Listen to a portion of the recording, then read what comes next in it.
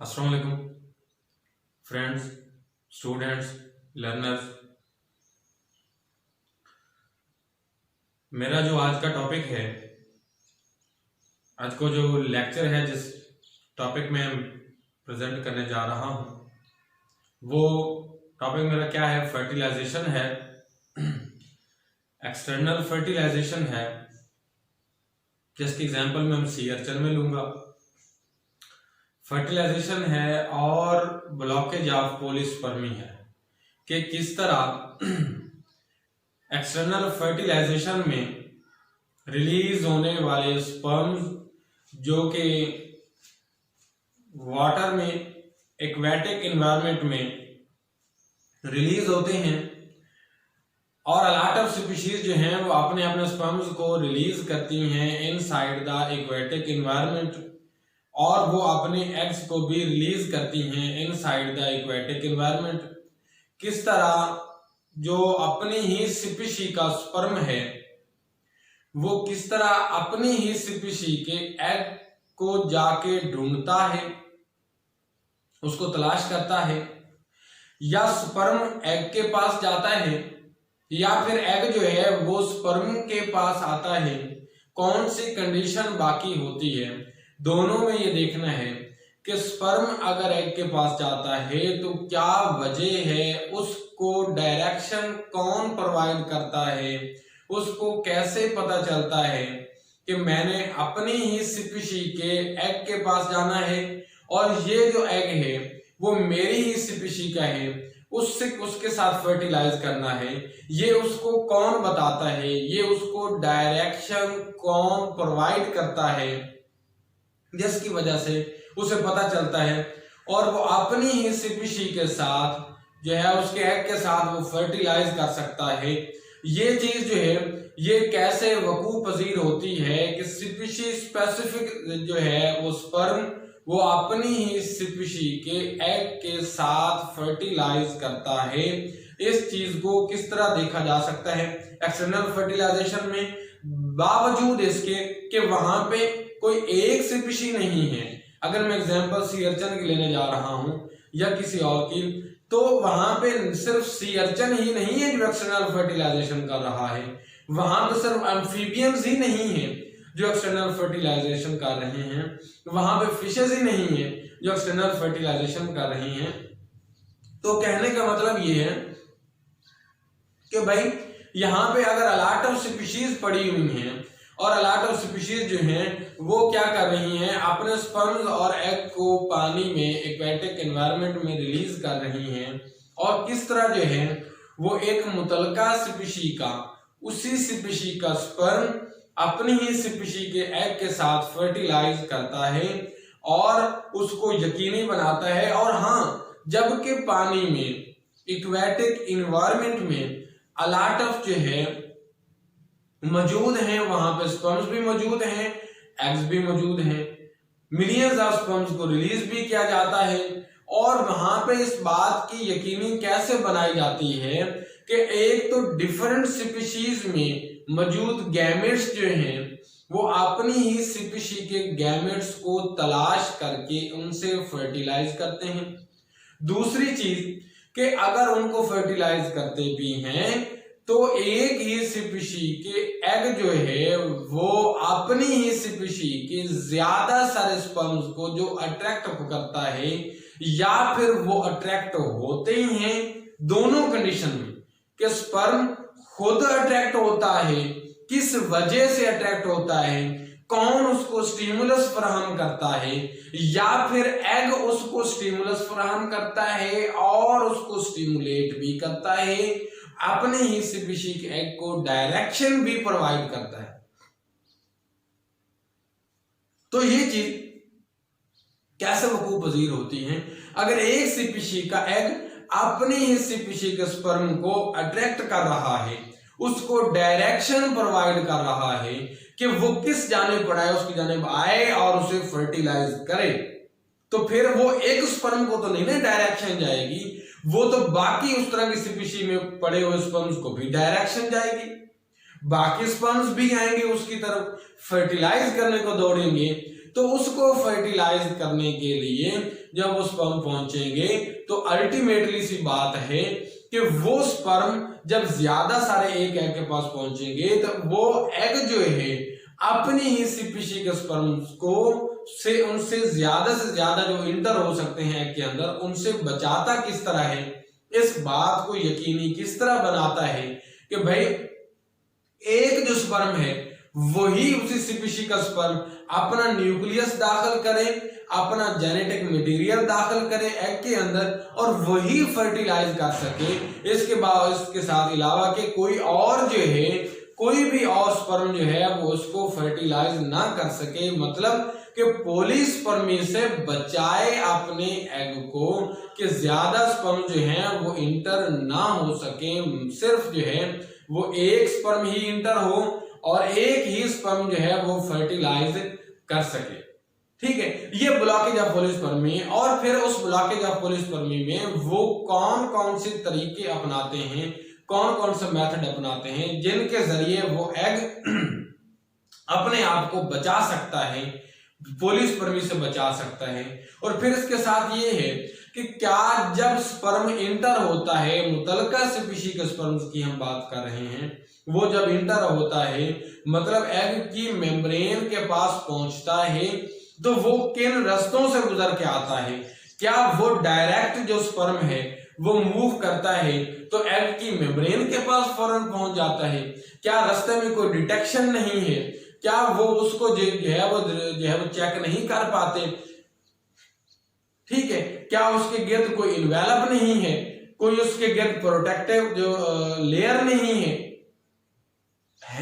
हम उनकी बात भी करेंगे, वो उनको किस तरह क्रॉस करते हैं और फिर एग की मेम्ब्रेन के पास पहुंचते हैं। जब एग की मेम्ब्रेन के पास पहुंचे तो उन्होंने अपना न्यूक्लियस अंदर ट्रांसफर कैसे किया, और जब न्यूक्लियस ट्रांसफर किया क्या एग का जो न्यूक्लियस था वो अपनी मियोसिस कंप्लीट कर चुका था? क्या वो रेडी था कि उस स्पीशीज का स्पर्म आए तो उसके साथ फर्टिलाइज करे? अगर वो रेडी नहीं था तो किस फेज में था, किस मकाम पे था कि एग को इंतजार करना पड़ा, जो है उस स्पर्म जो इंटर होने के बाद उसे इंतजार करना पड़ेगा कि एग मियोसिस अपनी कंप्लीट करे तो मैं फर्टिलाइज करूं। ये भी चीज हम डिस्कस करेंगे।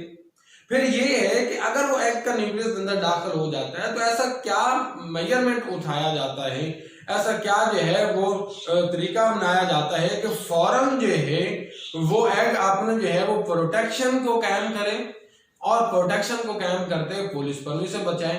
क्या एक ही मेथड है उसके पास या मुख्तलिफ मेथड्स हैं? इन दोनों चीजों को हम डिस्कस करेंगे कि वो ब्लॉकेज ऑफ पॉलीस्पर्मी जो है वो किस तरह करता है। अब इससे पहले कि हम इस चीज को डिस्कस करें कि भाई एक जो स्पर्म है वो एक स्पीशीज रिलीज कर देती है एक्वेटिक एनवायरनमेंट में, उसी स्पीशीज का जो फीमेल है वो अपने एग्स को जो है वो रिलीज कर देती है एक्वेटिक एनवायरनमेंट में। एक ही स्पीशीज के एग्स भी और स्पर्म्स भी रिलीज कर दिए गए। पहले हमने ये देखना है कि स्पर्म का स्ट्रक्चर में ऐसी क्या चीज मौजूद है, एग के स्ट्रक्चर में ऐसी क्या चीज मौजूद है जो कि अट्रैक्ट करती है, जो कि अट्रैक्ट करने का बायस बनती है एग को भी और स्पर्म को भी। स्पर्म के अंदर ऐसी क्या चीज मौजूद है, एग के अंदर ऐसी क्या चीज मौजूद है जो उनको अट्रैक्ट करती है।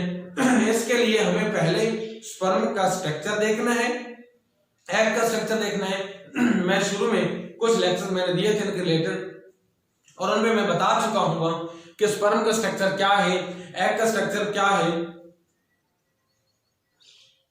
अब जो स्पर्म का स्ट्रक्चर है उसके लिए अगर हम देखें, स्पर्म के स्ट्रक्चर की बात करें तो मैं यहाँ पे पहले स्पर्म का स्ट्रक्चर बताना चाहता हूं कि अगर यहाँ पे स्पर्म का स्ट्रक्चर बनाएं तो ये मैं अगर एक स्पर्म का स्ट्रक्चर बनाता हूं और इसके साथ ये उसका जो है वो हेड रीजन में बनाने की कोशिश कर रहा हूं।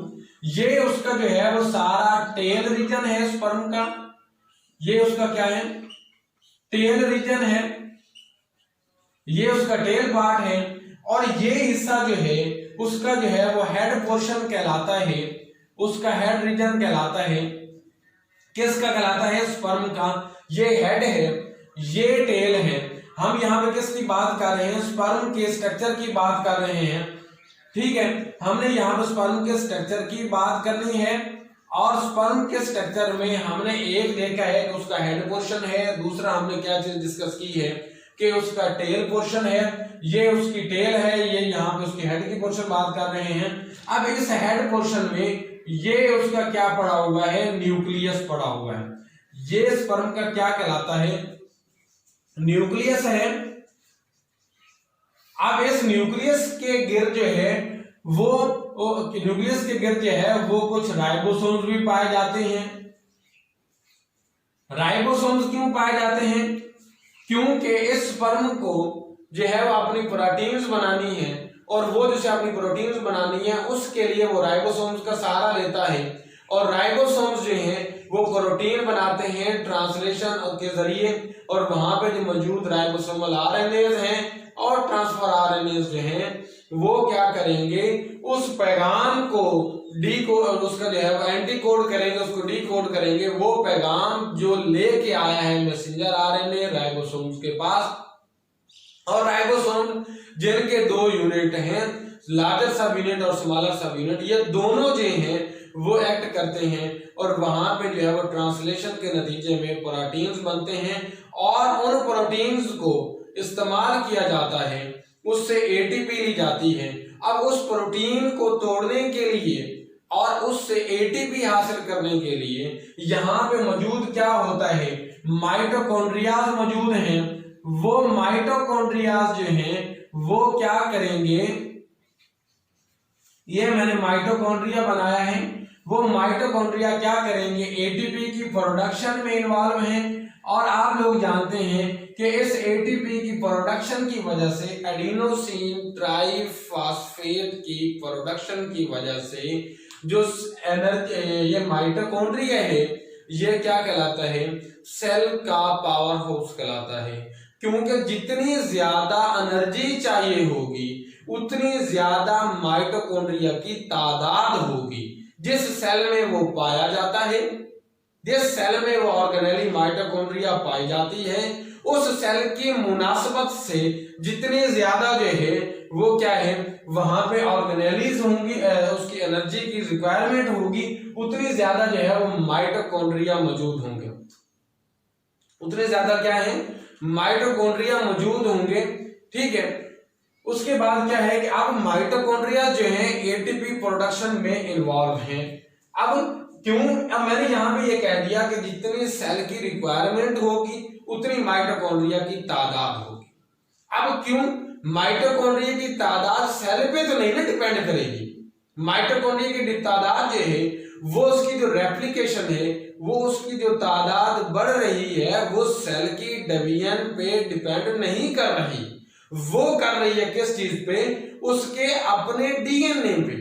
और यही वजह है कि जो माइटोकॉन्ड्रिया है अपना डीएनए रखने की वजह की बुनियाद पर इसे सेल्फ रेप्लिकेटिंग जो है वो ऑर्गेनेली कहा गया है।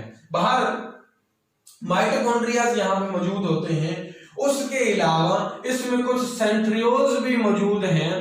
अब सेंट्रियोल्स जो हैं वो, और ये मैंने सेंट्रियोल्स को बना दिया है।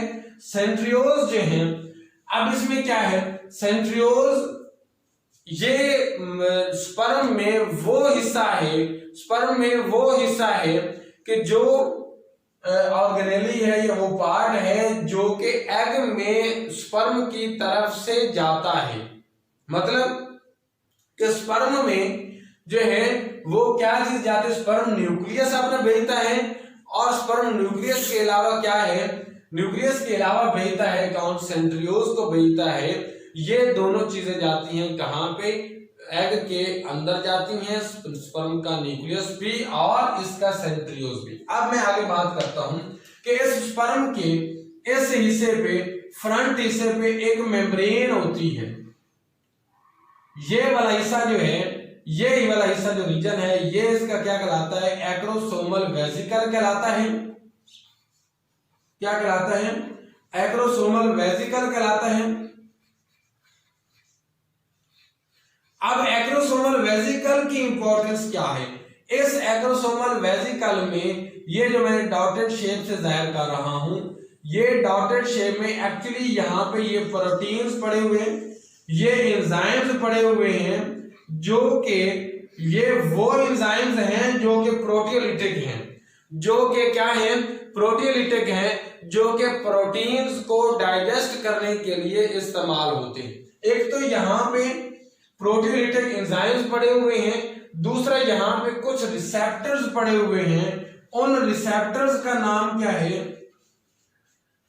उन रिसेप्टर्स का नाम क्या है कि वो बाइंडिंग रिसेप्टर हैं। वो क्या है, बाइंडिंग रिसेप्टर हैं। ये वो रिसेप्टर्स हैं कि जब स्पर्म जो है वो पहुंचता है अपनी एग के पास, उसकी मेम्ब्रेन्स के पास, उसके प्रोटीन एनवेलप को क्रॉस करने लगता है, तो स्पर्म उस वक्त वहां पे बाइंड करता है और बाइंड करके वो उनके साथ, रिसेप्टर के साथ बाइंड करता है और इस बात की तस्दीक करता है कि ये जो एग जिसके साथ स्पर्म बाइंड करने जा रहा है वो उसी का जो है वो मुतलका है, उसी की स्पीशीज का है। मतलब स्पीशीज जो डिटेक्शन है उसके लिए भी ये रिसेप्टर जो है वो जाहिर किए जाते हैं, ताकि जो है वो मुतलका स्पीशीज का स्पर्म अपनी मुतलका जो है वो स्पीशीज के जो एग से फर्टिलाइज कर सके। इसलिए यहाँ पे ये बाइंडिंग रिसेप्टर मौजूद है।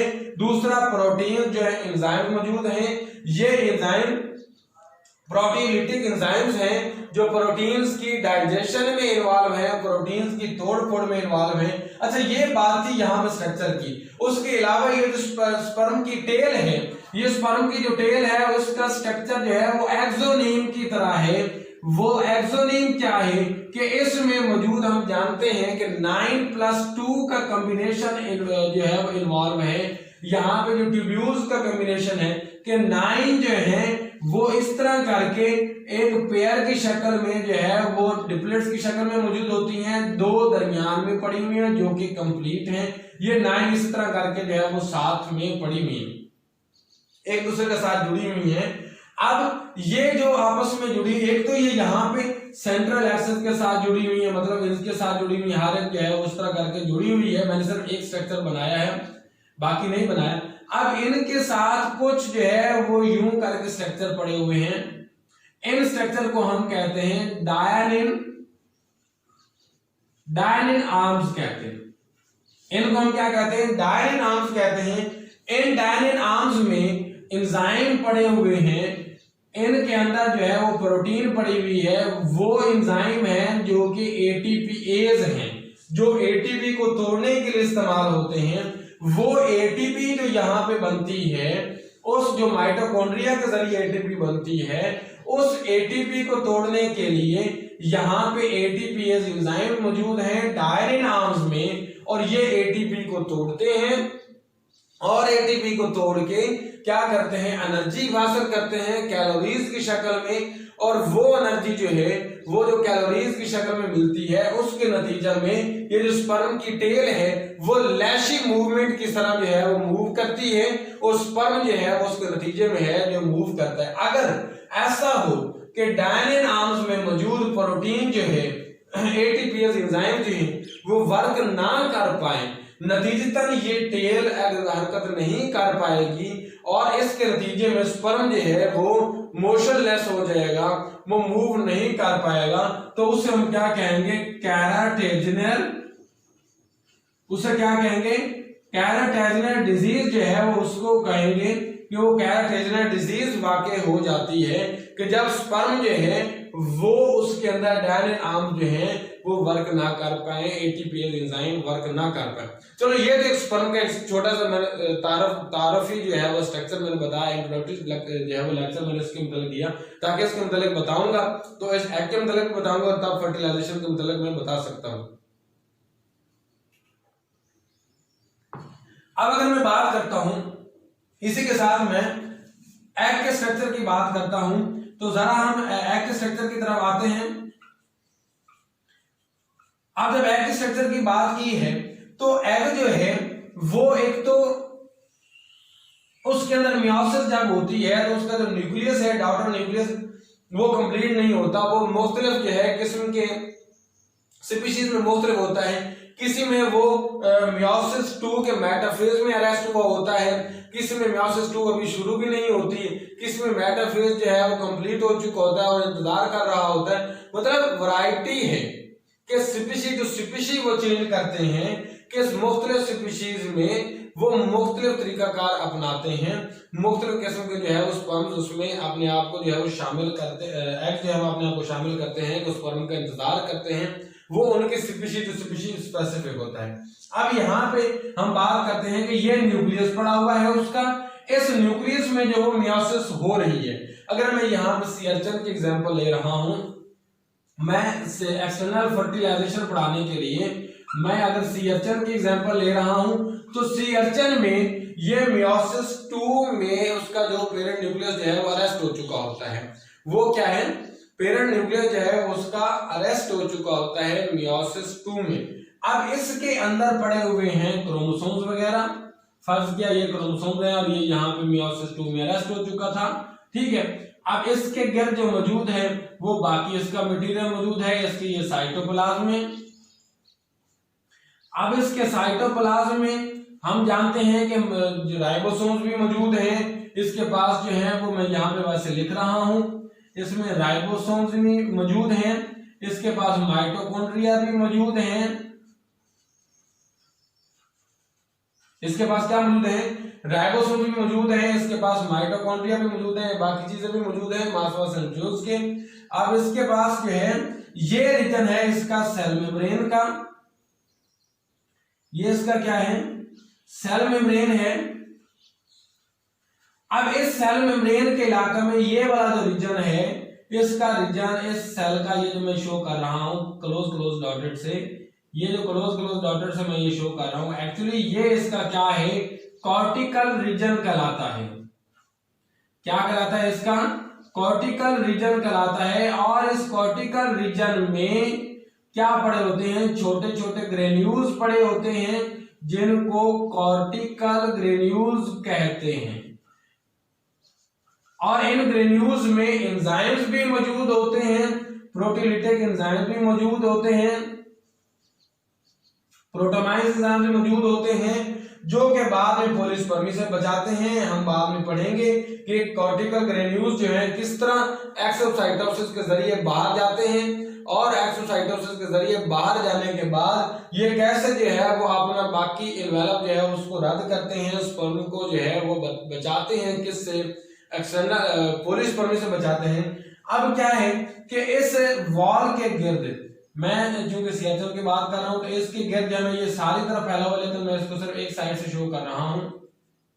ये जो है ये मटेरियल इसका क्या कहलाता है, ये मैंने ब्लू मार्कर से उसको डॉटेड लाइन से शो किया है, ये इसका कहलाता है विटलाइन एनवेलप। क्या है, ये इसका विटलाइन एनवेलप है, जो कि प्रोटीन इन नेचर होता है, जो कि इसके गिर्द पाया जाता है। और इस विटलाइन एनवेलप से जो है वो कुछ मटेरियल रिलीज होता है, कुछ केमिकल यहाँ पे लेयर पाई जाती है, रिलीज होता है, जिसे वो जो स्पर्म स्पेसिफिक डिटेक्शन में इन्वॉल्व होता है, ठीक है। कि वो किस चीज में इन्वॉल्व है, कि वो जिसे रिसेक्ट का नाम लेते हैं, कि वो डिटेक्शन में इन्वॉल्व है, रिसेक्ट है या स्पिरेक्ट है, वो डिटेक्टेशन में इन्वॉल्व है। अब रिसेक्ट जो है वो क्या है, ये रिसेक्ट जो है वो स्पीशी में मुख्तलिफ होती है। ये रिसेक्ट पाई जाती है अर्बेशिया पेंचुलेटा में। अर्बेशिया पेंचुलेटा ये सीर्चन की टाइप है, स्पीशी है अर्बेशिया पेंचुलेटा, ठीक है। उसमें ये पाई जाती है, क्या नाम है उसका, अर्बेशिया ए पेंचुलेटा, इसमें ये पाई जाती है। अर्बेशिया पेंचुलेटा में ये पाई जाती है रिसेक्ट, जो कि 14 अमाइनो एसिड्स की होती है, जो कि प्रोटीन है। ये स्पीशीज स्पेसिफिक डिटेक्शन है उसमें इन्वॉल्व है। ये कीमोटैक्सिस फराहम करती है, ये स्टिमुलस फराहम करती है अपने मुतलका स्पीशी के स्पर्म को, कि उसको पता चले कि ये उसकी तरफ ही जाना चाहती है। अब हम बात करते हैं कि किसकी, पॉलीस्पर्मी की बात करते हैं, कि किस तरह जो है वो पॉलीस्पर्मी जो है वो उस फर्टिलाइजेशन जो है होती है, और किस तरह उसको पॉलीस्पर्मी से जो है वो बचाया जाता है। हम अब किसकी बात करने जा रहे हैं, फर्टिलाइजेशन की बात करने जा रहे हैं। कि एक जो अगर सी अर्चन है, उसकी हम बात कर रहे हैं, तो वो सी अर्चन जो है उसके एग्स जो है वो भी ले कर दिए जाते हैं स्पर्म एक्वेटिक एनवायरनमेंट में, और उसके जो स्पर्म्स हैं उनको भी ले कर दिया जाता है एक्वेटिक एनवायरनमेंट में, उनको ले कर दिया जाता है। तो किस तरह वो फर्टिलाइज करते हैं, किस तरह वो उसको डिटेक्ट करते हैं, ये चीज हमने देखनी है। ठीक है, अब हम देखते हैं कि अगर स्पर्म्स को रिलीज कर दिया गया एक्वेटिक एनवायरनमेंट में, तो फिर फर्टिलाइजेशन किस तरह वकूफ़-पज़ीर होती है। जो है वो फर्टिलाइजेशन वो किस तरह हो पाती है उसके अंदर, पानी के अंदर। अब एक्वेटिक एनवायरनमेंट है, मैंने यहां पे स्पर्म का स्ट्रक्चर भी बनाया, एग का स्ट्रक्चर भी बनाया, और मैंने ये कहा है कि एग के पास जो, अगर मैंने एग्जांपल दी है अर्बेसिया पेंचुलेटा की, किसकी एग्जांपल दी है, अर्बेसिया पेंचुलेटा की, तो अर्बेसिया पेंचुलेटा एक्चुअली सी अर्चन की वो स्पीशी है जो कि पानी में अपने एग वाकई में रिलीज करते हैं, पानी में अपने एग रिलीज करते हैं, और इनके एग के पास, एग की वॉल के पास बाहर पाई जाने वाली विटलाइन एनवेलप के बाहर पाई जाने वाली विटलाइन एनवेलप के बाहर 14 अमाइनो एसिड्स का 14 अमाइनो एसिड्स की प्रोटीन पाई जाती है, जिसका नाम है रिसेक्ट। जिसका नाम क्या है, रिसेक्ट है। ये 14 अमाइनो एसिड की प्रोटीन है जो कि पाई जाती है किसके बाहर, इस अर्बेसिया पेंचुलेटा के बाहर। और ये जो 14 अमाइनो एसिड्स की प्रोटीन है, रिसेक्ट जो है, ये क्या करती है, ये अपनी मुतलका स्पीशी जो है उसके स्पर्म को डिटेक्ट करवाती है। अब पहली बात तो ये थी कि स्पर्म किस तरह जो है वो उस अपनी स्पीशी के जो है उसको डिटेक्ट करता है, उसको कौन कीमोटैक्सिस कर रहा है, उसको कौन है जो वो डायरेक्ट करता है, उसको डायरेक्शन प्रोवाइड करता है कि भाई तुम जिस स्पीशी का स्पर्म हो, इसी स्पीशी का एग उस जाने पड़ा हुआ है, तुमने उस जाने मूव करना है। पहली बात तो उसकी टाइमिंग कौन एडजस्ट करता है, उसको कैसे पता चलता है कि उसका स्पर्म जो उस स्पीशी का स्पर्म है वो मूव करने जा रहा है, क्योंकि उस स्पीशी का जो सीएचएल की अगर हम बात कर रहे हैं, तो ये जब स्पर्म्स टेस्टिस में पैदा होते हैं तो वहां पे इनकी जो जिस पीएच में ये पढ़ रहे होते हैं, जिस पीएच में ये बढ़ रहे होते हैं, इनकी जो है वो पैदाइश होती है, वो 7.2 है। कितनी पीएच है, 7.2 पीएच है टेस्टिस की, जिसमें ये स्पर्म प्रोड्यूस होते हैं। अब 7.2 पीएच क्यों है, क्योंकि उन स्पीशीज, आपको पता है कि ऑर्गेनिज्म के अंदर जो है कार्बन डाइऑक्साइड की जो मौजूदगी है वो उसकी पीएच को 7.2 पे ले आती है, कम कर देती है। लेकिन वो जैसे ही स्पर्म रिलीज होते हैं, एजैकुलेट होते हैं, अपनी स्पीशीज से स्पर्म्स को रिलीज किया जाता है, तो वो स्पर्म्स जो के हैं वो क्या करते हैं, पानी में आते हैं, तो वहां पे उनको जो पीएच मुयस्सर आती है वो 7.6 है। वो क्या है, 7.6 है। तो 7.2 पीएच मिलते वक्त, जब तक उनको 7.2 पीएच मिलती है, स्पर्म जो है वो अपनी मोटेलिटी नहीं शो करते।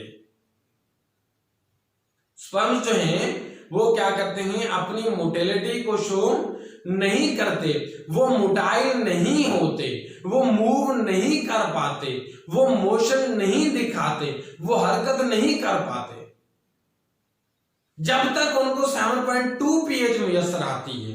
और वो टेस्टिस के अंदर है।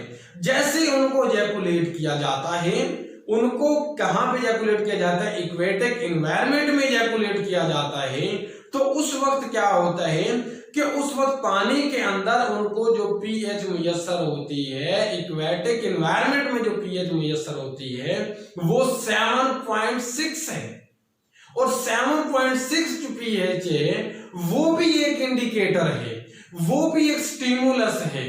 किसके लिए? स्पर्म के लिए, कि स्पर्म उस 7.6 पीएच में आने के बाद वो मूवमेंट दिखाएगा। लेकिन यहां पे मैं बात कहता चलूं कि क्या सिर्फ एक पीएच की तब्दीली काफी है? एक पीएच की तब्दीली इस अमर के लिए काफी है कि वो स्पर्म को एक्टिवेट करवा सके, वो स्पर्म को मूव करवा सके, उसके अंदर मूवमेंट को पैदा कर सके? क्या वो काफी है? क्या कोई और कुछ भी जरूरत नहीं होती?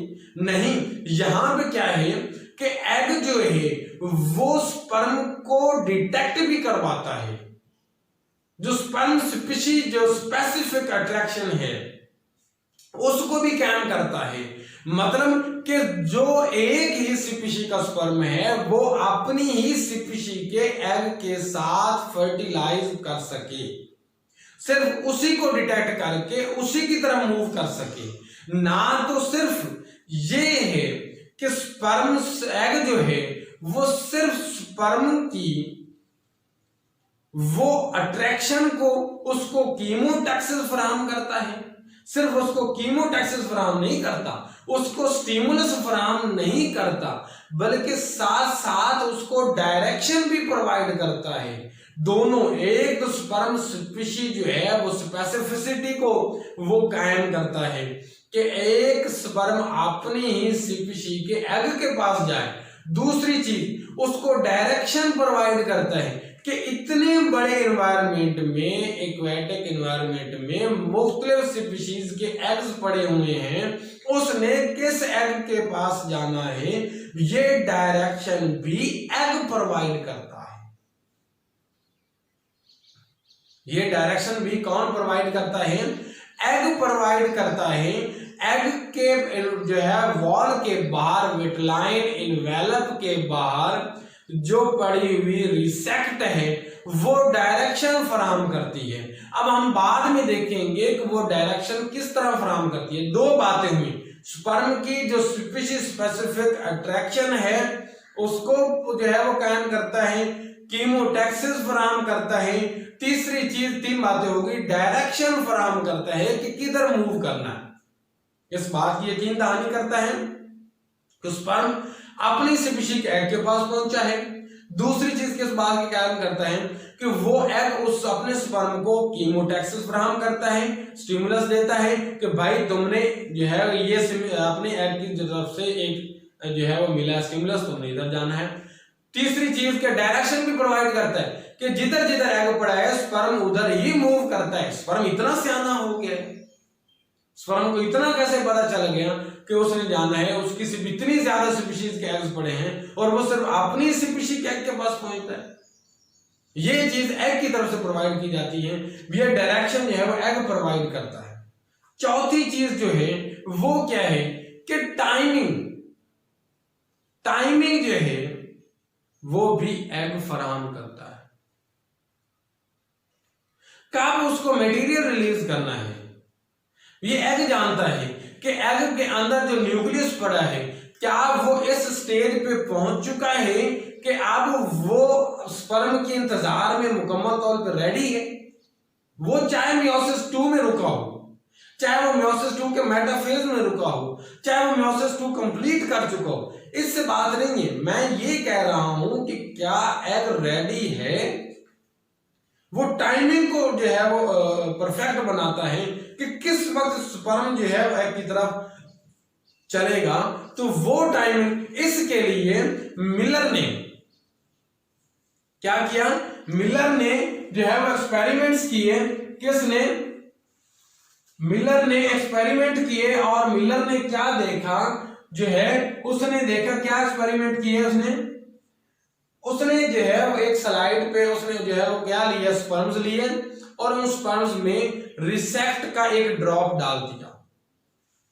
ये स्लाइड है, इस स्लाइड पे उसने क्या किया, इस स्लाइड पे उसने रिसेक्ट का ड्रॉप लिया और ऊपर डाल दिया। ऊपर ड्रॉप डाल दिया किसका, रिसेक्ट का। रिसेक्ट में बता चुका कि 14 अमीनो एसिड की एक प्रोटीन है, उसका ड्रॉप डाल दिया।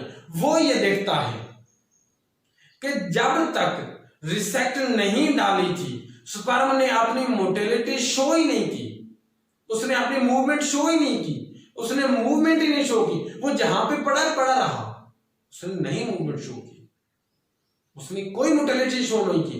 लेकिन जब स्पर्म में उसने क्या किया, रिसेक्ट को डाला, रिसेक्ट को डालने के बाद वो क्या देखता है कि स्पर्म ने मूव किया किधर, जिस जानिब रिसेक्ट पड़ी हुई थी, ये यहां पर स्पर्म पड़ा है, साथ उसने रिसेक्ट को डाला है। रिसेक्ट को डालने के बाद देखता है कि ऐसा ही है कि रिसेक्ट को डालने के बाद स्पर्म ने उस जानिब मूव किया जहां पे रिसेक्ट पड़ी हुई थी। क्या पड़ी हुई थी, रिसेक्ट पड़ी हुई थी। अब यहां पे एक सवाल उठता है कि रिसेक्ट को चाहे जितने फासले पे डाल दिया जाए, क्या फिर भी वो स्पर्म को अट्रैक्ट करेगी, क्या फिर भी स्पर्म अपनी एक्टिवेशन शो करेगा, उस जाने मूव करेगा? तो नहीं, मिलर ने कहा कि जब उसने कुछ फासला लगभग 50 माइक्रोमीटर 50 माइक्रोमीटर बताता है कि उस फासले पे उसने डाला उसको, किसको, रिसेक्ट को, तो स्पर्म ने उस जानिब मूव करना शुरू किया। जब उस फासले से ज्यादा फासले पर रिसेक्ट को डाला, स्पर्म ने मूवमेंट नहीं शो की। इसका मतलब है कि रिसेक्ट जहां पे स्पीशीज स्पेसिफिक डिटेक्शन में इन्वॉल्व है, जहां पे स्पर्म को स्टिमुलस फराहम करने में इन्वॉल्व है, जहां पे स्पर्म को एक्टिवेशन करने में इन्वॉल्व है, वहीं पे स्पर्म की टाइमिंग को भी एडजस्ट करता है कि कब रिसेक्ट रिलीज होगी, क्योंकि जैसे एग के अंदर उसका न्यूक्लियस मेटाफेज, मैं सिलेक्शन की बात कर रहा हूं, मेटाफेज 2 में अरेस्ट हो चुका होता है, वहां पे कंप्लीट हो चुका है, तब रिसेक्ट रिलीज होती है। तब रिसेक्ट अपनी स्पीशी के स्पर्म को अट्रैक्ट भी करती है, उसको डायरेक्ट भी करती है, डायरेक्शन फराहम करती है, और स्पीशी स्पेसिफिक जो है वो जो डिटेक्शन है उसमें भी उसको मदद फराहम करती है, और स्पर्म को एक्टिवेट भी करती है। अब क्या है कि यहां पे एक और सवाल उठता है कि क्या तमाम जो सी अर्चन्स हैं, क्या तमाम जो सी अर्चन हैं, सब सी अर्चन के अंदर यही होता है, सब के अंदर रिसेक्ट होती है, सब के अंदर जो है वो रिसेक्ट ही जो अपने स्पर्म्स को डिटेक्ट करती है। क्या है, स्पर्म्स को जो है वो डिटेक्ट करती है। तमाम स्पीशीज के अंदर रिसेक्ट है? नहीं। इसका जवाब क्या है कि यहां पे मिलर ने ये कहा और लोरेंडा जैफे ने ये कहा, क्या कहा उन्होंने एक्सपेरिमेंट किया और पता लगाया कि जहां पे ये स्पीशीज जो है, एक ये रिसेक्ट जो है वो अर्बेशिया जो है वो पंक्चुलेटा में पाई जाती है, अर्बेशिया पंक्चुलेटा में पाई जाती है, वहीं पे इसी तरह का जो क्लोजली रिसेम्बलिंग जो है वो प्रोटीन मॉलिक्यूल है वो क्या है, स्पिरेक्ट है, और स्पिरेक्ट किस में पाई जाती है, एस जो है परफोरेटस में पाई जाती है, किस में पाई जाती है, एस परफोरेटस में पाई जाती है। स्पिरेक्ट भी इसी तरह का अमीनो एसिड रखने वाला प्रोटीन है, रिसेक्ट की तरह का, दोनों एक ही तरह के जो है वो प्रोटीन्स हैं, दोनों विटलाइन एनवेलप के बाहर पाए जाते हैं, तो दोनों एक ही तरह के काम करते हैं। ये पंक्चुलेटा में पाया जाता है, ये परफोरेटस में पाया जाता है, दोनों सी अर्चन की टाइप हैं। उन्होंने मिलर ने क्या देखा, स्पिरेक्ट को निकाल के पंक्चुलेटा के स्पर्म के लिए डाला, तो क्या देखता है कि पंक्चुलेटा का स्पर्म इस स्पीशी परफोरेटस स्पीशी जो है उसके विटलाइन एनवेलप के बाहर स्पिरेक्ट को जो लिया है उसको उसकी अट्रैक्शन के लिए डाला, तो स्पर्म जो है ना तो अट्रैक्ट हुआ, ना एक्टिवेट हुआ, ना उसने उस जाने मूवमेंट शो की। क्या हुआ, इस स्पीशी का जो स्पिरेक्ट है इस स्पीशीज का जो प्रोटीन का ड्रॉप है, जो प्रोटीनेशियस मटेरियल है, उसने इस स्पीशीज के स्पर्म को ना अट्रैक्ट किया है, ना कीमोटैक्सिस फराहम की है, ना स्टिमुलस फराहम किया है, ना डायरेक्शन फराहम की है।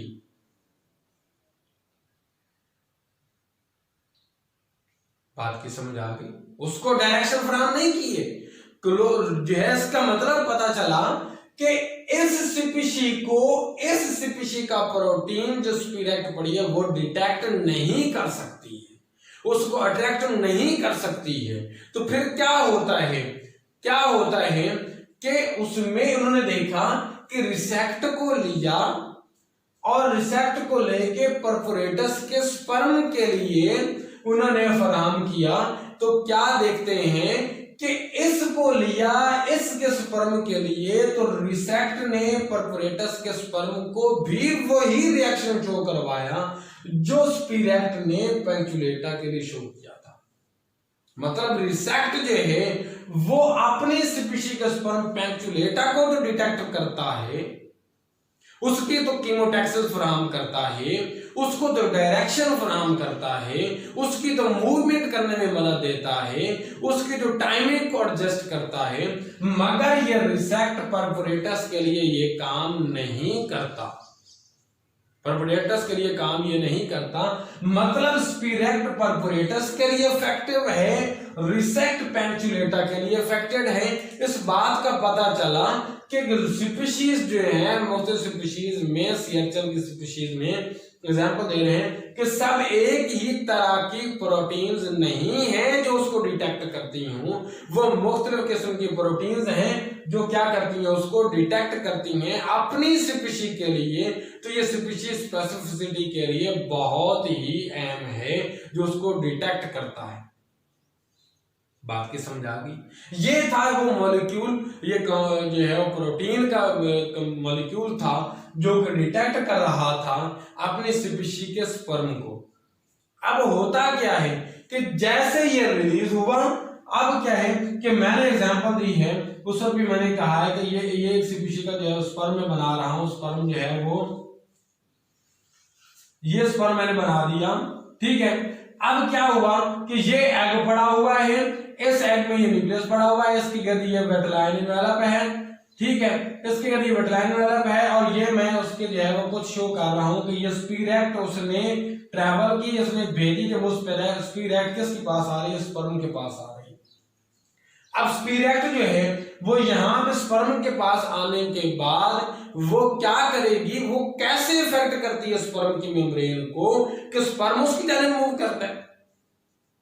स्पर्म उसको कैसे स्पिरेक्ट जो है वो मॉलिक्यूल स्पिरेक्ट का है अगर परफोरेटस की बात कर रहे हैं, रिसेप्ट का है अगर हम पेंचुलेटा की बात कर रहे हैं, वो आखिरकार कैसे अपनी स्पीशी के स्पर्म को डिटेक्ट करती, क्या वजह है, क्या स्पर्म की मेम्ब्रेन पे कोई रिसेप्टर्स पड़े हुए हैं, अगर रिसेप्टर्स पड़े हैं तो वहां पे वो कैसे एक्टिविटी शो करती हैं। स्पर्म की जो मेम्ब्रेन है ये यहाँ पे एक्ट करेगी, ये स्पर्म की अगर मेम्ब्रेन पड़ी हुई है तो ये यहां पे इसका कोई रिसेप्टर पड़ा हुआ है, ये जो है यहां पे आके रिसेप्ट मॉलिक्यूल अटैच होती है, रिसेप्ट है, स्पिरेक्ट है, ये स्पर्म की मेम्ब्रेन के साथ आके अटैच हुई, और उसके इनसाइड पे क्या हुआ कि जीटीपी जो है वो कन्वर्ट हुई किस में, जीएमपी में। ग्वानोसिन जो है वो ट्राइफॉस्फेट कन्वर्ट हुई किस में, ग्वानोसिन मोनोफॉस्फेट में। कब, जब ये जो रिसेप्ट है या स्पिरेक्ट है, मतलब परफोरेटस की बात करेंगे तो स्पिरेक्ट को देखेंगे, पेंचुलेटा की बात करेंगे तो रिसेप्ट को देखेंगे। ये रिसेप्ट जब अपने एग से रिलीज हुई, वो अपनी स्पीशी के स्पर्म के पास पहुंची, उसकी मेम्ब्रेन के साथ अटैच हुई, उसकी स्पर्म की मेम्ब्रेन पर पड़े हुए हैं क्या, कुछ जो है रिसेप्टर पड़े हुए हैं अपनी स्पीशी के जो है वो मॉलिक्यूल के लिए। अगर यहाँ पे रिसेप्टर पड़े हुए स्पर्म पेंचुलेटा का है और हमने स्पिरेक्ट डाल दी है तो ये इसके साथ रिसेप्टर के साथ अटैच नहीं हो पाएगी और नतीजतन जो है वो स्पर्म एक्टिवेट नहीं हो पाएगा। समझ आ गई कि स्पर्म जो है वो अटैच जो है वो उस तरह अपने एक्टिवेट नहीं हो पाएगा। होता क्या है कि ये स्पिरेट जैसे या रिसेप्ट है वो अपनी स्पीशी के स्पर्म के पास पहुंचती है, उसके बाद रिसेप्टर पड़े हैं, जब वो वहां पे अटैच होती है तो स्पर्म की इनसाइड वॉल में जीटीपी जो है वो कन्वर्ट होती है जीएएमपी में। गोनोसिन जो ट्राइफॉस्फेट है वो क्या है, वो कन्वर्ट हो जाती है किसमें, जीएएमपी में कन्वर्ट होती है, साइक्लिक एक्टिविटी होती है। अब जब ये जीएमपी निकलती है तो यहाँ पे पड़े हुए हैं प्रोटीन्स के चैनल पड़े हुए हैं इस मेम्ब्रेन में, उसके प्रोटीन के चैनल पड़े हुए हैं जो कैल्शियम के लिए मखसूस है।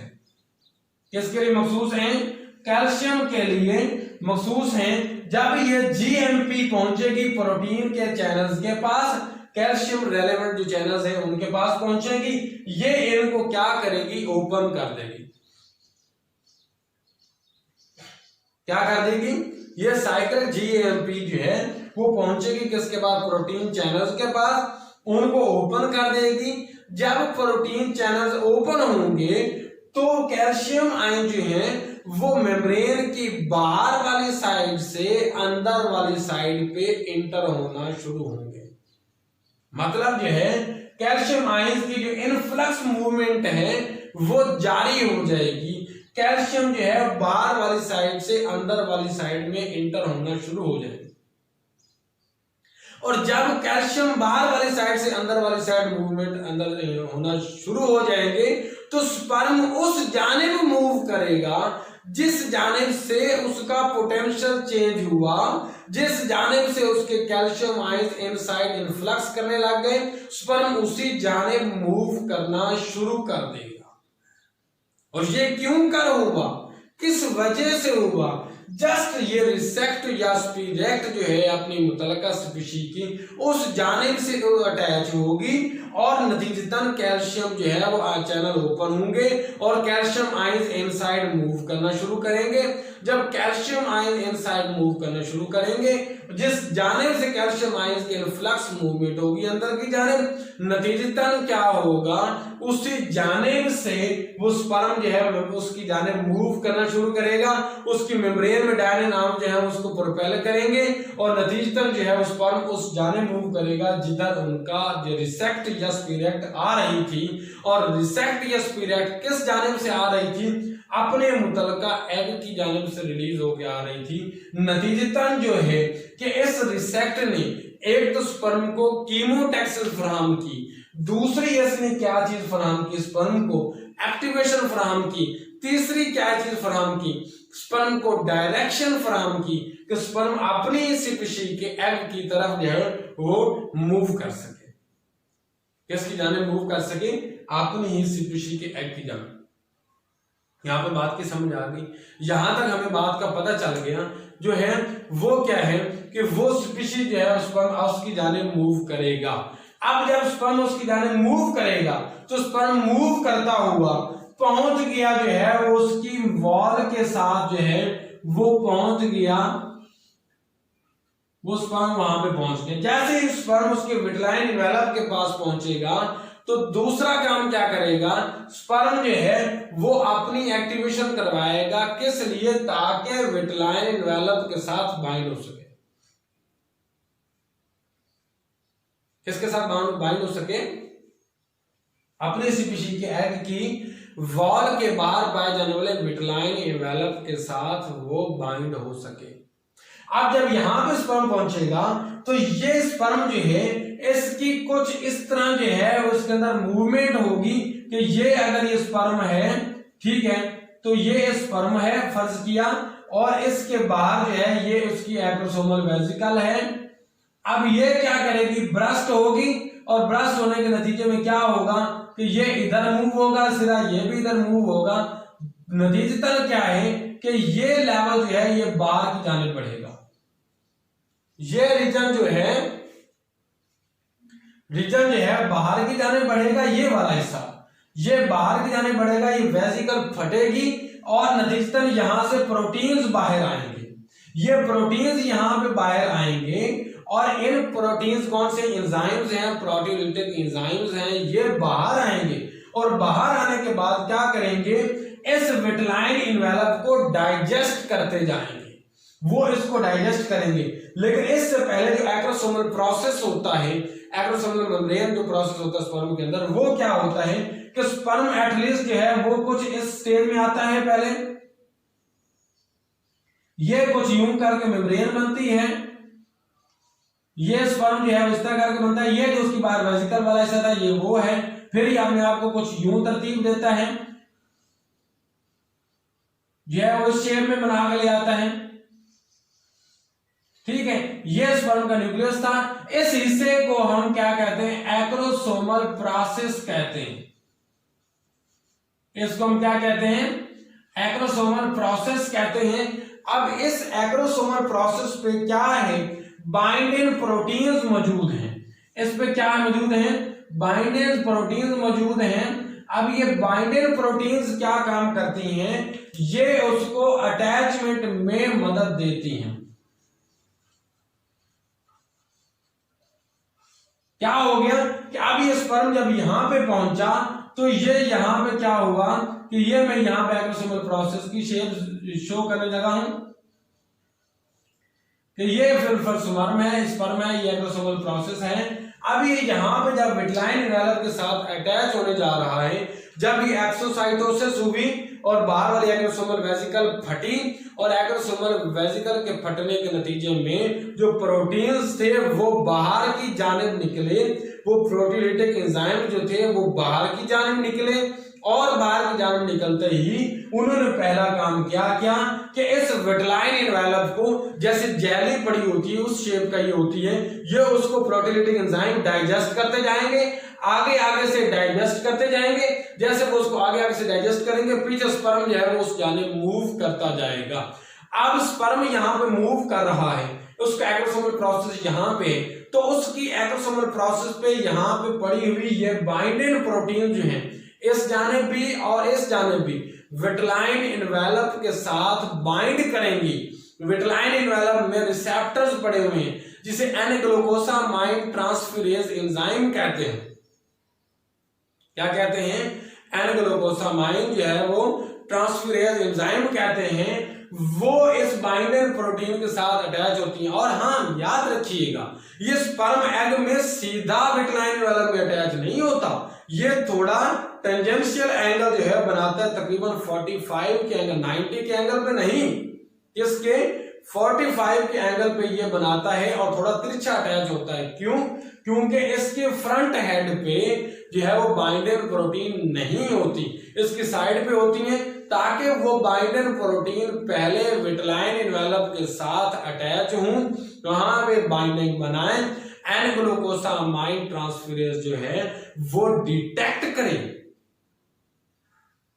क्या डिटेक्ट करे कि भाई अगर वो उसको ट्रांसफर कर पाया, ग्लूकोज को जो है वो ट्रांसफर कर पाया, उसके अंदर वो उसकी चेंजिंग ला पाया, तो इस बात की तस्दीक होगी कि ये बाइंडिंग जो है वो जब अपनी स्पीशीज एग के साथ अटैच हो रही है, तो इस बात की तस्दीक होगी कि ये हमारी ही स्पीशीज का स्पर्म है।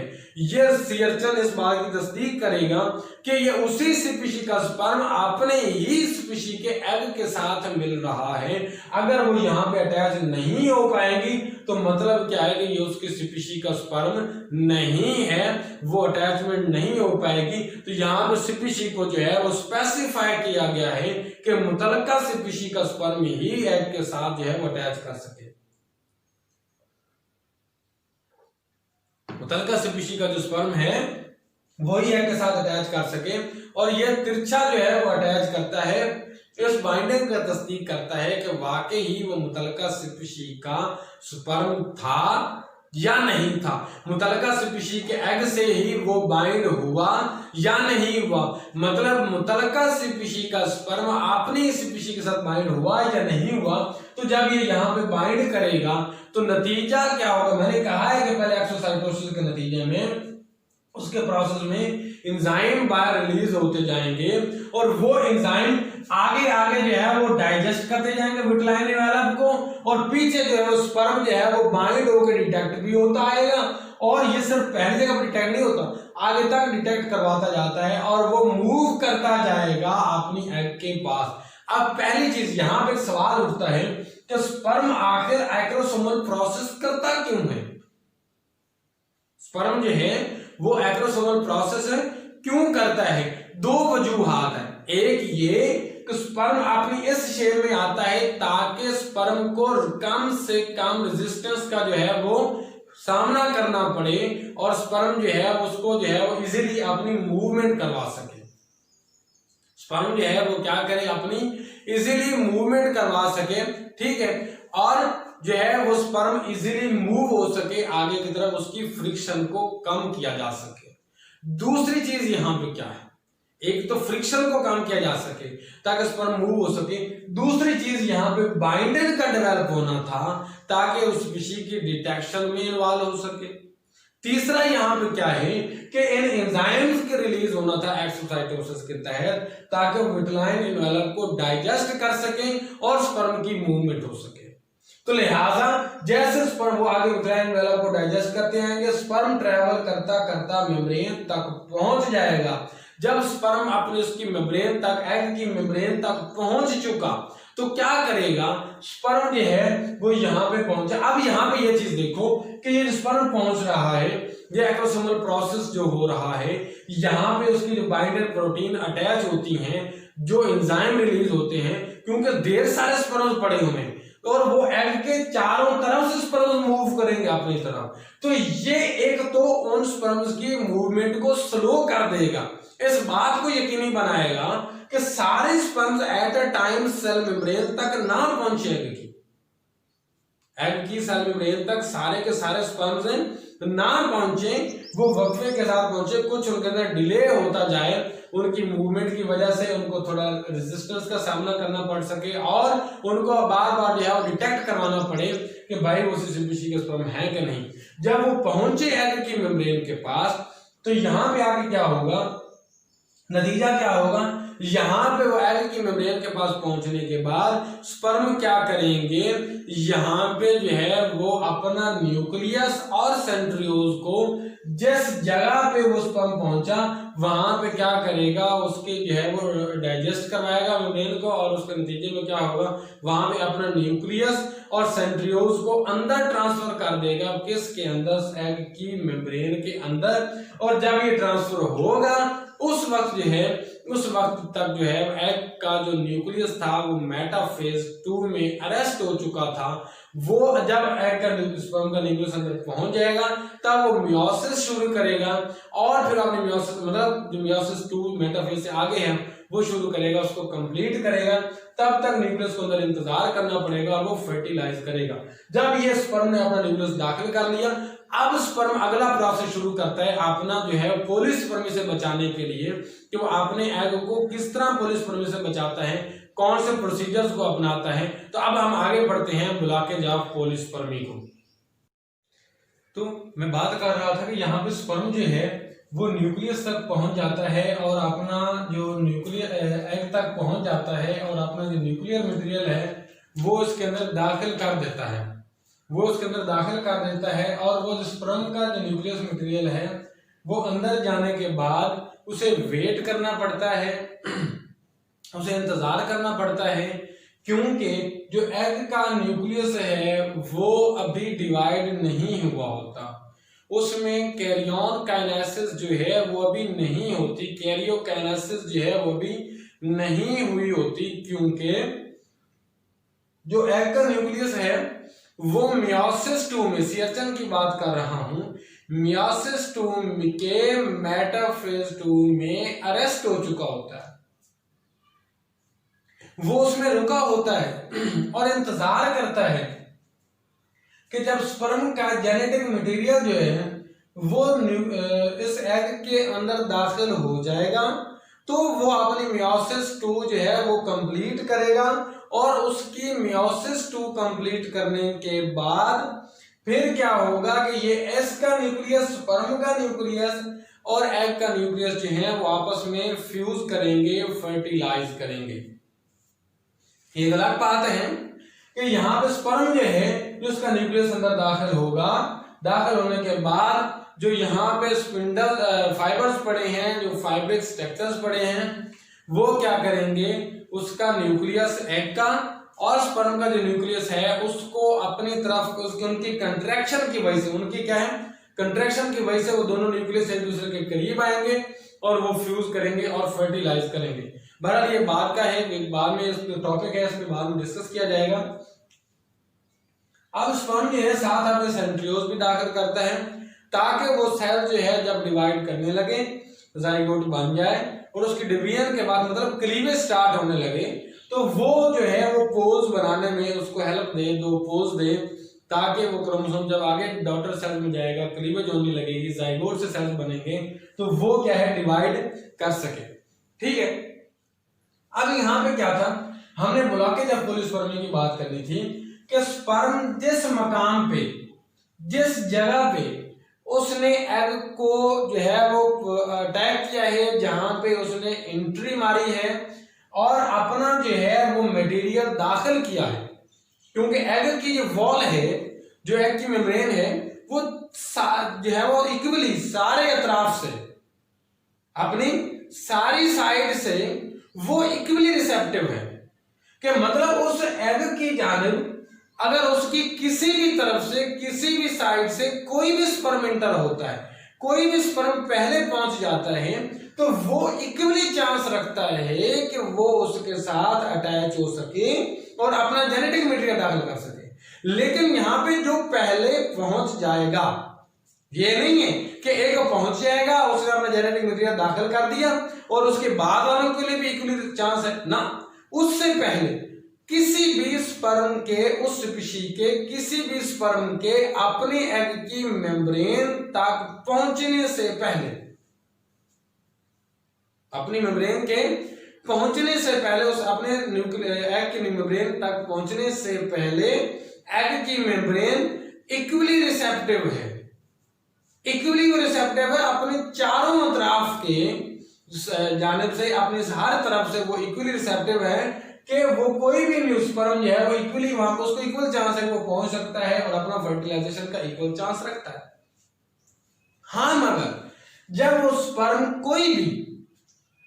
कोई एक भी स्पर्म अगर पहुंच जाता है, उसके पहुंचने के बाद वो क्या करता है, अपना न्यूक्लियस दाखिल कर देता है, तो जिस मकाम पे वो दाखिल उसने अपना मटेरियल किया, उस वक्त तक, जब तक वो दाखिल उसने नहीं किया, उस वक्त तक मेम्ब्रेन अपने सारे अतराफ में -70 मिलीवोल्ट पोटेंशियल रखती है, रेस्टिंग मेम्ब्रेन पोटेंशियल।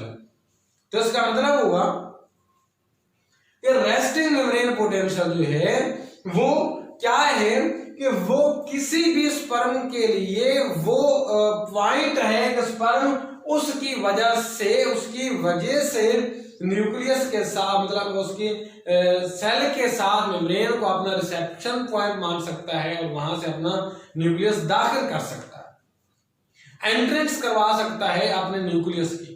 लेकिन अगर किसी भी जगह पे, किसी भी वजह से स्पर्म का, एग का जो रेस्टिंग मेम्ब्रेन पोटेंशियल है वो चेंज हो जाता है, कि इस मेम्ब्रेन के इंटरनल साइड पे -70 मिलीवोल्ट है, उसकी एक्सटर्नल साइड पे प्लस पोटेंशियल है, अंदर वाली साइड पे नेगेटिव चार्जेस ज्यादा हैं, बाहर वाली साइड पे पॉजिटिव चार्जेस ज्यादा हैं, बाहर वाली साइड पे सोडियम आयंस की तादाद ज्यादा है, इसलिए पोटेंशियल पॉजिटिव है। इन साइड पे पॉजिटिव आयन, सोडियम आयंस का जो पोटेंशियल है वो, उसकी जो तादाद है वो कम है, इसी वजह से इनसाइड द मेम्ब्रेन जो पोटेंशियल है वो नेगेटिव जो है वो 70 है, और जो -70 पोटेंशियल है वो ही रिसेप्टिव है किसी भी स्पर्म के लिए। अगर वो -70 नहीं होगा, -70 मिलीवोल्ट नहीं होगा, तो उसकी स्पीशी का कोई भी स्पर्म जो है वो एग की मेम्ब्रेन पे अटैच नहीं हो सकता। स्पर्म का न्यूक्लियस दाखिल होना तो दूर की बात, स्पर्म का न्यूक्लियस दाखिल होना तो दूर की बात है, वो मेम्ब्रेन के साथ अटैच भी नहीं हो सकता।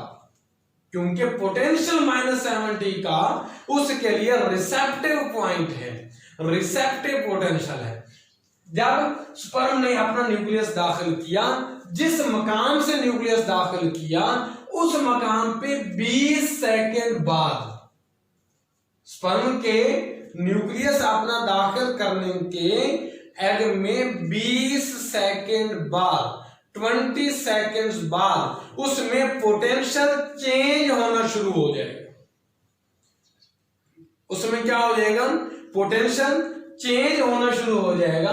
कैसे चेंज होगा कि उसमें जो आयंस हैं, सोडियम और पोटेशियम आयंस की मूवमेंट स्टार्ट हो जाएगी।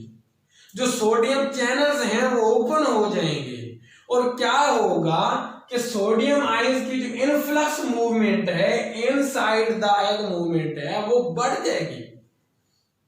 उसकी इनसाइड द मूवमेंट बढ़ने की वजह से इनसाइड जो पोटेंशियल है वो -70 से, इस वक्त पोलराइज्ड कंडीशन में थी मेम्ब्रेन, वो डीपोलराइज होती है, वो 0 पे चली जाती है और फिर 0 से वही पोटेंशियल चला जाता है कहां पे? +20 पे। -70 से वो आया 0 पे, 0 से वो आया +20 पे। ये -70 पे मेम्ब्रेन पोलराइज्ड थी, -70 पे मेम्ब्रेन जो पोलराइज थी वो डीपोलराइज होके 0 पे आई, 0 से फिर वो अगेन रीपोलराइजेशन की तरफ चली गई और वो क्या हुआ? उस वक्त जो पॉजिटिव पोटेंशियल की तरफ गई और वो +20 मिलीवोल्ट था, पॉजिटिव पोटेंशियल था या एक्शन पोटेंशियल था।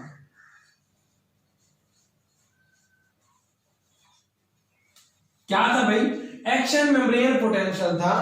अब 20 सेकेंड बाद शुरू हुआ, 20 सेकेंड बाद, बल्कि 20 सेकेंड क्या है कि ये 20 सेकेंड में जो है वो लगभग ये कंप्लीट करता है प्रोसेस। ये शुरू हुआ पोटेंशियल जहां पे स्पर्म ने एंट्री मारी, वहां पे पोटेंशियल चेंज होना शुरू हुआ, -70 से +20 में आया। और ये अगर ये पॉइंट वो है ना जहां पे स्पर्म ने एंट्री मारी है, तो इसके चारों अतराफ में इक्वली, उस मेम्ब्रेन के चारों अतराफ में फौरन जो है वो फौरन बहुत जल्द वो पोटेंशियल जो है वो -70 से 20 जो है +20 में चला जाएगा। और इसको फास्ट ब्लॉकेज ऑफ पॉलीस्पर्मी कहते हैं। क्यों? कि जब तक उस मेम्ब्रेन का पोटेंशियल +20 में रहेगा, +20 मिलीवोल्ट में रहेगा, तब तक किसी स्पर्म की जरूरत ही नहीं है, कोई स्पर्म जो है इतनी अफिनिटी नहीं रखता कि वो मेम्ब्रेन के साथ, एग की मेम्ब्रेन के साथ अटैच हो सके, क्योंकि वो आने वाले स्पर्म को जो रिसेप्टिव पॉइंट है, जो रिसेप्टिव पोटेंशियल है, वो -70 मिलीवोल्ट है, ना कि +20 मिलीवोल्ट। और जब वो स्पर्म पहुंचेगा तो उस वक्त पोटेंशियल +20 MV हो चुका होगा। अब ये पोटेंशियल ज्यादा देर तो जारी नहीं रहेगा, कुछ देर तक जारी रहेगा। अब इसके मुतवादिल में एग को चाहिए 1 मिनट तक तो वो इसको रिटेन कर सकता है, 1 मिनट तक ये पोटेंशियल रहेगा। अब 1 मिनट के पोटेंशियल में इस देर तक तो नए आने वाले स्पर्म को अटैक नहीं करने देगा, उसको अटैच नहीं होने देगा, उसको अपना जेनेटिक मटेरियल जो है वह दाखिल नहीं करने देगा, पॉलीस्पर्मी से बचाएगा उसको। लेकिन क्या है कि इस दौरान वो अपना उसे कोई मुस्तकिल हल करना है, और वो क्या है, उसका जो है वो स्लो ब्लॉकेज ऑफ पॉलीस्पर्मी है। दूसरा मरला जो है पॉलीस्पर्मी से बचाने का, वो क्या है? Slow blockage of polyspermy. अब इसमें क्या है, स्लो ब्लॉकेज ऑफ पॉलीस्पर्मी में होता क्या है? स्लो ब्लॉकेज ऑफ पॉलीस्पर्मी में ये जब ये शुरू हो जाता है काम, पॉजिटिव पोटेंशियल चल रहा होता है, तो पॉजिटिव पोटेंशियल 1 मिनट तक रहता है। अब उस 1 मिनट के दौरानिये में, वो जो 1 मिनट तक पोटेंशियल रहता है, उस 1 मिनट के दौरानिया में क्या करना है? 1 मिनट के दौरानिये में ये स्लो ब्लॉकेज जो है पॉलीस्पर्मी का, ये एक्शन करेगा। कैसे करेगा? कि मैंने पहले बोला था इस एग के इंटरनल साइड पे ये वाली जो साइड जिसे मैं ब्लू कलर से डॉटेड से शो कर रहा हूं, ये जो ब्लू डॉटेड जगह है ये एरिया, ये कॉर्टिकल रीजन कहलाता है। क्या कहलाता है? कॉर्टिकल रीजन कहलाता है, कॉर्टेक्स कहलाता है। इस कॉर्टेक्स में पड़े होते हैं कॉर्टिकल ग्रेन्यूल्स।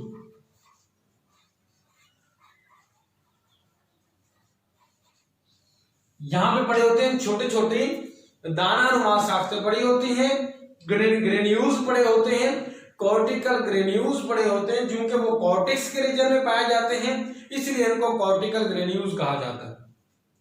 अब सी अर्चन में ये कॉर्टिकल ग्रेन्यूल्स की तादाद 15,000 तक है, 15,000 तक। अच्छा, ये तो कॉर्टिकल ग्रेन्यूल्स है। यहाँ पे एक सवाल यहाँ पे कोई सवाल उठाया जा सकता है कि कोई सवाल पूछ सकता है कि भाई हमने फास्ट बुला के जब पुलिस परमिट हमने देखा कि सोडियम आयन अंदर दाखिल हुए, उन्होंने पोटेंशियल को चेंज किया, पॉजिटिव पोटेंशियल में आया, वो पॉजिटिव पोटेंशियल में रहा, जब तक वो पॉजिटिव पोटेंशियल में रहा है तब तक कोई नया स्पर्म इंटर नहीं हो सकता। अगर हम एम्फीबियन की बात करें और उन एम्फीबियंस की बात करें जो कि फ्रेश वाटर में रहते हैं, या हम उन ऑर्गेनिजम्स की बात करें जो फ्रेश वाटर में रहते हैं, वहां पे क्या होगा? वहां पे सोडियम आयन की कंसंट्रेशन कैसे अफेक्ट करेगी? तो हाँ, वो जो रहते हैं एम्फीबियन के अगर दूसरा एग्जांपल में लूं तो वहां पे उनके पास जो है इनसाइड जो है वो क्लोरीन आयन जो है वो ज्यादा होते हैं। क्या होते हैं? मेम्ब्रेन के इनसाइड जो है वो क्लोरीन आयन ज्यादा होते हैं, और क्लोरीन आयन जो है वो एनायंस हैं, नेगेटिव आयंस हैं। इनकी मौजूदगी नेगेटिव पोटेंशियल जो है वो क्रिएट करती है, नेगेटिव पोटेंशियल डेवलप करती है क्लोरीन आयन की जो मौजूदगी है। अब क्या होगा कि अंदर की जानिब एग के इनसाइड क्लोरीन के आयन की कंसंट्रेशन ज्यादा है एज कंपेयर टू बाहर वाला हिस्सा जो एक्वेटिक एनवायरनमेंट है, उसकी निस्बत अंदर जो है क्लोरीन के आयन की तादाद ज्यादा है। और जब ये स्पर्म इंटर मारेगा एम्फीबियंस में क्या होगा?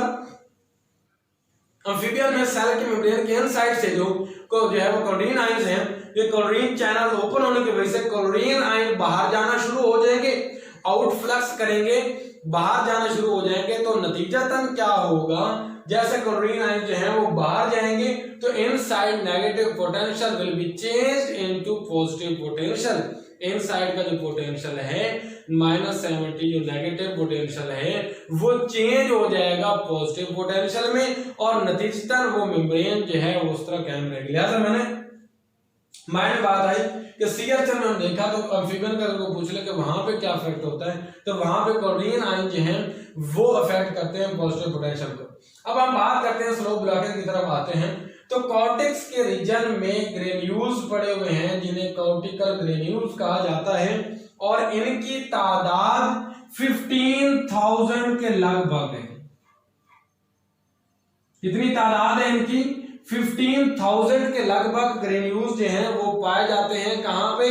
वो इसके कॉर्टेक्स के रीजन में पाए जाते हैं। सी अर्चन की अगर हम बात करें, और स्पीशीज टू स्पीशीज वेरी कर सकते हैं, कॉर्टेक्स के रीजन में 15,000 जो है वो कॉर्टिकल ग्रेन्यूल्स पाए जाते हैं, और हर ग्रेन्यूल का जो डायमीटर है वो 1 माइक्रोमीटर तक है।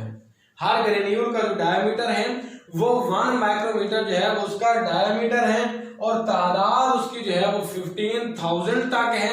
15,000 तक जो है वो ग्रेन्यूल्स पाए गए हैं। हर ग्रेन्यूल का जो डायमीटर है वो 1 माइक्रोमीटर है। अब क्या है, इस कॉर्टिकल ग्रेन्यूल में क्या पाया जाता है कि ये कॉर्टिकल ग्रेन्यूल में क्या पाई जाती है? एक तो प्रोटीएजेस एंजाइम पाए जाते हैं। क्या पाए जाते हैं इसमें? प्रोटीएजेस एंजाइम्स पाए जाते हैं। दूसरा जो है वो पेरोक्साइड एंजाइम पाए जाते हैं, पेरोक्सिडेजेस। अब पेरोक्सिडेजेस एंजाइम पाए जाते हैं, प्रोटीएजेस एंजाइम पाए जाते हैं। अब इन प्रोटीएजेस एंजाइम का क्या काम है? ये कॉर्टिकल ग्रेन्यूल्स क्या होगा स्लो ब्लॉकेज में? ये एक्सोसाइटोसिस करेंगे। क्या करेंगे? एक्सोसाइटोसिस जो है वो करेंगे। नतीजतन ये कॉर्टिकल ग्रेन्यूल जो है वो बाहर की जानिब रिलीज होंगे। ये कॉर्टिकल रिलीज होंगे, कॉर्टिकल ग्रेन्यूल्स यहाँ पे। जब ये रिलीज होंगे तो इन कॉर्टिकल ग्रेन्यूल्स में से प्रोटीएजेज एंजाइम्स निकलेंगे, और उन प्रोटीएजेज एंजाइम का काम क्या है? उनका काम ये है कि ये जो विटलाइन इन्वेलप पड़ा हुआ है, ये क्या है? ये अगर बिलफर्ज मैं कहता हूं कि ये मेरा जो है वो मेम्ब्रेन है उसकी एग की, ये बाहर कॉर्टिकल ग्रेन्यूल पड़ा हुआ है, तो इनके दरमियान वो प्रोटीएजेज एंजाइम वो कनेक्शन कट कर देंगे। क्या कर देंगे? कट कर देंगे। मतलब वो मेम्ब्रेन जो है कि ये एग की मेम्ब्रेन सिर्फ वो रह जाए, उस विटलाइन इन्वेलप जो है वो उसके गिर्द ना रहे, इसको वो अलग कर देगा, कट कर देगा, इनके कनेक्शंस कट हो जाएंगे। अभी कनेक्शन कट करने का मकसद क्यों है? क्योंकि अगर विटलाइन इन्वेलप में जो स्पर्म पड़े हैं या आ चुके हैं, उन स्पर्म को अलग करना है, एग की वॉल से, एग की मेम्ब्रेन से अलग करना है, ताकि वो अलग हों, और उनके अलग होने की वजह से पोलिस्पर्मी से इस एग को बचाया जा सके। और अब यहाँ पे सवाल उठता है कि भाई अगर यहाँ पे वो विटलाइन इन्वेलप को अलग कर देगा, हो सकता है यहाँ पे कोई जो है वो स्पर्म बाइंड कर चुका हो, उस वक्त में बाइंड कर चुका हो, तो क्या होगा? ये प्रोटीएजेज एंजाइम जो वो बाइंडिंग के जरिए अटैच कर, बाइंडिंग प्रोटीन के जरिए अटैच कर चुके होंगे मेम्ब्रेन पे, उसको भी क्या कर देंगे? उन कनेक्शंस को कट कर देंगे, और वो स्पर्म जो है वो अलग हो जाएंगे मेम्ब्रेन से, उनको दूर भगा दिया जाएगा, उनको मेम्ब्रेन से दूर भगा दिया जाएगा। और ये स्लो ब्लॉकेज ऑफ पोलिस्पर्मी स्टार्ट पहले कहां से होता है? स्टार्ट पहले वहां से होता है जहां पे स्पर्म ने एंट्री मारी थी, जहां पे पहले फर्स्ट ब्लॉक ऑफ पोलिस्पर्मी स्टार्ट हुआ था, वहीं से सबसे पहले स्लो ब्लॉकेज ऑफ पोलिस्पर्मी जो है वो शुरू होता है। और कॉर्टिकल ग्रेन्यूल्स रिलीज होकर प्रोटीएजेज एंजाइम दो काम करते हैं, यहां तक मैंने आपको बताया है। एक विटलाइन इन्वेलप के कनेक्शन को काट देते हैं, दूसरा अगर कोई स्पर्म अपनी बाइंडिंग रिसेप्टर के साथ, प्रोटीन के साथ, एग की वॉल के साथ अटैच हो चुका है, तो उनकी वो रिसेप्शन को, उनकी जो लिंकेज है उनको कट कर देगा। क्या कर देगा? उनको कट कर देगा। दूसरी चीज की यहाँ पे पेरोक्सीडेज एंजाइम वो क्या करेंगे? वो उसमें मौजूद जो वहां पे में मौजूद पानी है उसको कन्वर्ट करेंगे। उसको जो है नतीजतन क्या होगा कि वो पानी जो है इनफ्लक्स जो है अंदर की जानिब दाखिल होगा, वो एरिया जो एग की मेम्ब्रेन का एरिया है, उसके बाद विटलाइन इन्वेलप का कनेक्शन कट हो गया, पानी यहां पे दाखिल हुआ। जब पानी दाखिल हुआ, इस पानी ने पीछे की जानिब विटलाइन इन्वेलप को और धकेला, विटलाइन इन्वेलप को पीछे की जानिब धकेला, दरमियान में जो है वो पानी आ गया, जो एक्वेटिक एनवायरनमेंट था उसका पानी आ गया, विटलाइन इन्वेलप को पीछे धकेल दिया। अब विटलाइन इन्वेलप को जैसे पीछे धकेला, इसका मकसद ये था कि उसमें विटलाइन इन्वेलप में जो स्पर्म मौजूद हैं या जो उसके एग की वॉल के साथ, बाइंडर के साथ अटैच हो चुके थे, जिनका कनेक्शन काट दिया गया था, उनको भी पीछे धकेल दिया जाए और उनको एग की मेम्ब्रेन के करीब ना आने दिया जाए, ताकि वो अटैच ना हो सके। और इस बात को इंश्योर किया जाता है कि भाई वहां पे पोलिस्पर्मी ना हो सके। पोलिस्पर्मी को बचाने के लिए विटलाइन इन्वेलप को पीछे धकेला जाता है, पोलिस्पर्मी को बचाने के लिए मजीद जो स्पर्म है उनको जो है पीछे की तरफ धकेला जाता है। मजीद यहाँ पे एंजाइम्स निकलते हैं और निकलने के बाद जो है वो अपना जो है इसकी एक क्रॉस लिंकेज यूं करके इस तरह करके वो एक सिस्टम बना लेते हैं एग की मेम्ब्रेन के गिर्द, और उसको जो है वो मजीद जो है वो टफ मटेरियल के जरिए उसकी जो है वो उसको मजबूत कर देते हैं, सीमेंटेड लाइक मटेरियल के जरिए उसको मजबूत कर देते हैं, उसको सीमेंटेड कंडीशन में ला देते हैं, और उसके गिर्द मेम्ब्रेन के गिर्द जो है वो एक मजबूत सा वॉल बना लेते हैं, जिसे जाइगोट इन्वेलप के नाम से भी जानते हैं, जो कि उसको मजबूती से घेर लेता है और मजीद कोई स्पर्म इंटर नहीं होने देता। अब यहाँ पे ये सवाल पैदा हुआ कि जहां पे कॉर्टिकल ग्रेन्यूल्स रिलीज हुए वो कौन इनको स्टिमुलेट करता है? तो कौन स्टिमुलेट करता है कि जैसे स्पर्म ने एंट्री मारी, अपना जेनेटिक मटेरियल दाखिल किया, ठीक उसी जगह से कॉर्टेक्स के अंदर वाली साइड पे, एग के अंदर, कॉर्टेक्स के जो है वो जगह है उसके थोड़ा सा इंटरनल साइड में है एग के अंदर, वहीं से एक रे टाइप स्ट्रक्चर निकलता है। और वो रे टाइप लोरेंडा जैफे ने कहा है कि वो रे टाइप स्ट्रक्चर है, एक्चुअली वो कैल्शियम आयन थे। वो क्या थे? कैल्शियम आयंस थे और उन कैल्शियम आयंस की जो मूवमेंट है, उन कैल्शियम आयंस की मूवमेंट कैल्शियम चैनल्स के ओपन होने की वजह से उनके कैल्शियम आयंस की जो मूवमेंट है उसकी वजह से क्या होता है कि ये कॉर्टिकल ग्रेन्यूल्स एक्सोसाइटोसिस के जरिए बाहर निकलते हैं और क्या है स्लो ब्लॉकेज या पॉलीस्पर्मी जो है वो कायम करते हैं ताकि गिर्द को स्पर्म ना आ सके। तो ये मेरा लेक्चर था। अब हमने कहां से शुरू किया था, उसके जो है स्पर्म के स्ट्रक्चर से। स्पर्म के स्ट्रक्चर मैंने बताया कि किस तरह वो टेल रखता है, अपने अंदर माइटोकॉन्ड्रिया रखता है, राइबोसोम रखता है, एक्रोसोमल प्रोसेस रखता है और उसमें क्या एंजाइम्स मौजूद थे जो एक्रोसोमल वेसिकल की एक्सोसाइटोसिस के नतीजे में इन्वॉल्व होते हैं। स्ट्रक्चर बताने का मकसद दरअसल में ये था ताकि आपको बताया जा सके कि भाई वो स्ट्रक्चर जो एक्रोसोमल वेसिकल है वो किस तरह फटती है एक्सोसाइटोसिस के जरिए, और आपने बाद में देखा कि वो अपना एक्रोसोमल प्रोसेस बनाती है, यूनिलर स्ट्रक्चर बनाती है, उसकी गिर्द बाइंडर प्रोटीन होती है जो अटैचमेंट में बनाती है, अटैचमेंट होने में मदद देती है। फिर जो एग है उसकी गिर्द वेटलाइन इनवेला मौजूद है। और रिसेक्ट की बात की कि रिसेक्ट 14 अमीनो एसिड वाली प्रोटीन है जो कि अर्बेसिया परफोरेटस जो है पंक्चुलेटा में पाई जाती है सियरचल में, और उसी तरह परफोरेटस में जो है वो स्पिरेक्ट पाई जाती है। दोनों इतनी खास है। एक एग्जांपल दी गई, मिलर ने एक्सपेरिमेंट किया, उन्होंने कहा ये इतने जो है वो फैक्टर है कि एक स्पीशी का जो है वो रिसेक्ट दूसरी स्पीशी को अफेक्ट नहीं कर सकती, उसके स्पर्म को ना तो एक्टिवेट कर सकती है, ना उसको डायरेक्शन प्रोवाइड कर सकती है और ना उसकी टाइमिंग को एडजस्ट कर सकती है। और ये रिसेक्ट और स्पिरेक्ट जो हैं अपने स्पीशी के लिए मखसूस हैं। इसी तरह हर स्पीशी में मुख्तलिफ हैं जो कि उसकी स्पर्म की टाइमिंग को, उसकी जो एक्टिवेशन को, उसकी मूवमेंट को, उसको जो है वो कीमोटैक्सिस फराहम करते हैं और उसको डायरेक्शन फराहम करते हैं एग की जानब।